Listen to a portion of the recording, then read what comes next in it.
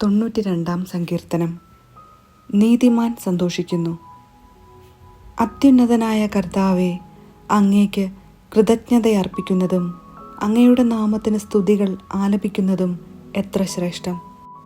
ദശതന്ത്രി നാദത്തോടുകൂടെയും കിന്നരവും വീണയും മീട്ടിയും പ്രഭാതത്തിൽ അങ്ങയുടെ കരുണയെയും രാത്രിയിൽ അങ്ങയുടെ വിശ്വസ്തതയെയും ഉദ്ഘോഷിക്കുന്നത് എത്ര ഉചിതം.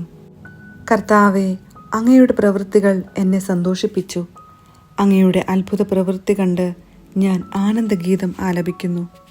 കർത്താവേ, അങ്ങയുടെ പ്രവൃത്തികൾ എത്ര മഹനീയം.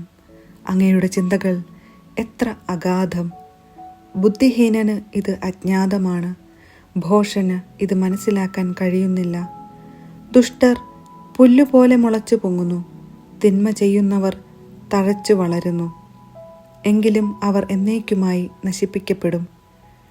കർത്താവേ, അങ്ങ് എന്നേക്കും ഉന്നതനാണ്. കർത്താവേ, അങ്ങയുടെ ശത്രുക്കൾ നശിക്കും, ദുഷ്കർമ്മികൾ ചിതറിക്കപ്പെടും.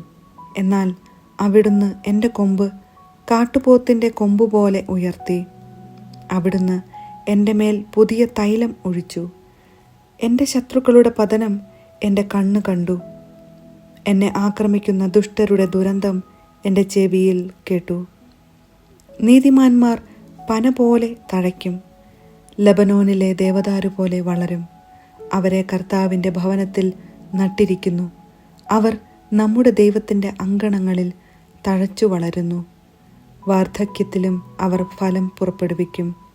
അവർ എന്നും ഇല ചൂടി പുഷ്ടിയോടെ നിൽക്കും. കർത്താവ് നീതിമാനാണെന്ന് അവർ പ്രഘോഷിക്കുന്നു. അവിടുന്നാണ് എൻ്റെ അഭയശില. അനീതി അവിടുത്തെ തീണ്ടിയിട്ടില്ല.